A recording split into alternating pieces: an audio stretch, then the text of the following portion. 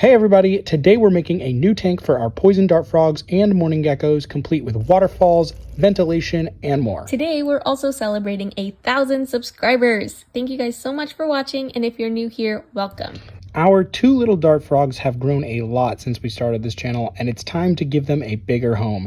This tank might just be our best yet. We're using an Exo Terra 18 by 18 by 24 that we got for free because one side was smashed to bits. We did our best to silicone it back together, and since we're going to cover all 3 walls with the background anyway, we didn't mind the cracks. First up, we want some airflow. This is the secret key to keeping mosses and epiphytes happy. You want air circulation so roots can fully dry at least once a day. Otherwise, the high humidity will only be good for a few types of plants. We're using a PC fan for this. If you're interested in exactly which materials we use over the course of this build, everything is linked below in the description. To circulate the air throughout the vivarium, we're going to build an HBAC system. First, we cut out 2 boxes from foam large enough to fit the PC fan. If you want a super in-depth video on ventilation, don't worry because we have one coming up. Make sure to subscribe so you can catch it. We'll be sharing all our tips on different ways to optimize airflow for your tanks. Okay, next we're going to join these 2 boxes together in a T-shape with the PC fan at the bottom facing upwards. It will draw air in from the bottom of the vivarium and blow the air out on the right and left sides at the top. We cut holes in these sides and in the bottom and covered them with 2 layers of mesh so no critters can get inside. Once that was done, we mounted the entire system to the back of the tank with the wire coming out the top. Our PC fan is fully adjustable so we can increase or decrease the airflow as needed. We siliconed it in place and it was onto the waterfall. For the waterfall, we're making another box out of foam that will run from the bottom of the tank all the way to the top. The aquarium pump will sit at the bottom, bringing water up to where we want the waterfall to start. We have the box going all the way to the top to create its own separate compartment that we can access for maintenance or pump replacement. We poked a hole in the box and threaded the aquarium tubing through for our waterfall. Time for hardscape. We're starting with some large pieces of driftwood. We wanted all of our pieces to flow naturally along in the same direction as if they were roots or branches of the same tree. It can take some time to look at all your different options here, so be patient when scaping. We also wanted plenty of places where the driftwood was horizontal so that our frogs and our geckos would have the most space possible to hang out. Once we were happy with our initial configuration, we siliconed them into place. We used black aquarium safe silicone applied liberally anywhere the stick meets the glass. While that was curing, we started to make the pool. We wanted this shallow pool to be on the side and to fill up with water from the waterfall, gently overflowing down into the rest of the tank. Dendrobates auratus self-regulate their humidity with bodies of water in the wild, and ours have always had a small pool of some kind in their previous setups, so we really wanted to remind them of home. We cut the shape out from some more foam board, siliconed it together, and attached it to the wall. Next came the cork bark. We wanted plenty of large pieces of cork bark in the background to add depth and really make this feel like a slice of the jungle peeking between the trees. We siliconed them all into place, helping blend the transitions from the walls to parts like the ventilation and waterfall. We also siliconed this piece of lava rock in place. It has a hole in it where we will be placing the food dish for the geckos. Now we're ready to spray foam. We're going to fill in all the gaps and coat the walls in our spray foam. We want to fill every single nook and cranny so that there are no spaces our animals can weasel into and get stuck. We always use black pond and stone aquarium safe expanding foam. One of the biggest ways you can elevate your build is going the extra mile to use black spray foam and black silicone. It fills in all the deep shadows really well and just makes everything look so much more natural. The black spray foam even looks like rocks when it's carved. Here's one of our early tanks where we use this fairly common white spray foam and clear silicone, and here's the black spray foam and black silicone. It makes a world of difference. Once everything is sprayed and the foam has cured, it's time to make the surface rough, uneven, and matte by carving it all away. You can use a knife or your hands, but we generally prefer our hands.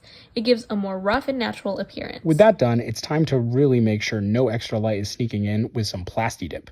Plasti-Dip is a spray-on black rubber that we use to coat the outside walls of the tank. You can use spray paint, but we prefer Plasti-Dip because if you ever want to remove Plasti-Dip, it peels right off all in one sheet. Ours took 3 coats with 30 minutes of drying in between. Next, we added sponge to cover the filter intake at the bottom, which we really could have done earlier but forgot. We filled up the tank and did our first water test. The pump was working well. We cut it a bit to get the flow pattern we were most happy with. With that done, we drained the tank and moved on. For our drainage layer, we're using 2 large pieces of sponge. These will keep the substrate relatively dry and provide places for beneficial bacteria to colonize beneath the waterline. We used some of the extra sponge to create a removable lid for the waterfall pump compartment so we can access it if it ever breaks. Now it's time to add texture to the walls. We covered all the exposed spray foam with a thick bead of black aquarium-safe silicone.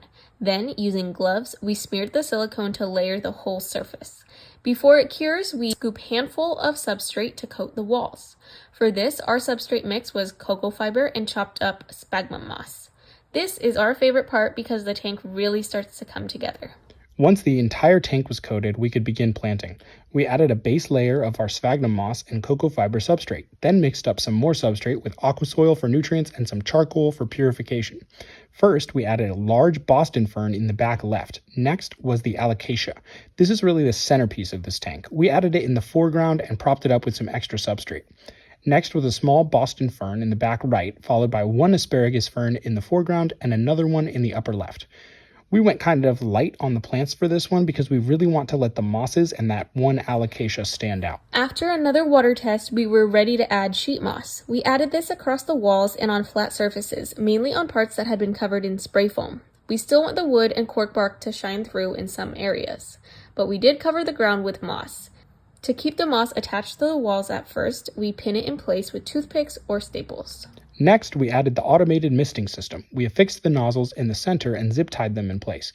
We ran the tube for water across the top and out the back where it connects to a 1-gallon jug that we keep behind the tank and refill every 2 weeks. After a quick test, we were ready for the first inhabitants. First into the tank is this baby Mourning gecko, who we had just caught escaping the adult's temporary tank to wander the house. If you guys have followed our journey, you know we started with 2 Mourning geckos, Thelma and Louise. They've since bred and laid lots of eggs, so we have like 10. This is the youngest. Comment your name suggestions down below. We gave her a snack and she went off to explore her new home. Within a day, we had added both our frogs and the rest of our gecko family. They seemed to love their new home.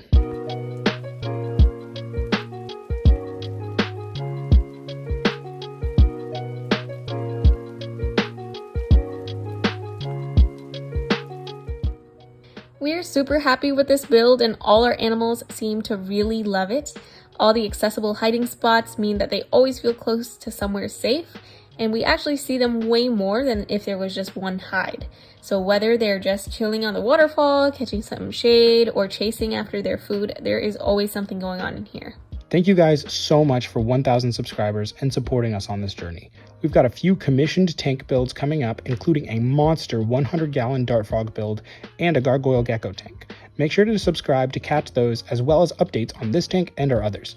And leave a like if you enjoyed this video. If you have any questions for us or want to talk about commissioning a tank of your own, feel free to shoot us an email or leave a comment.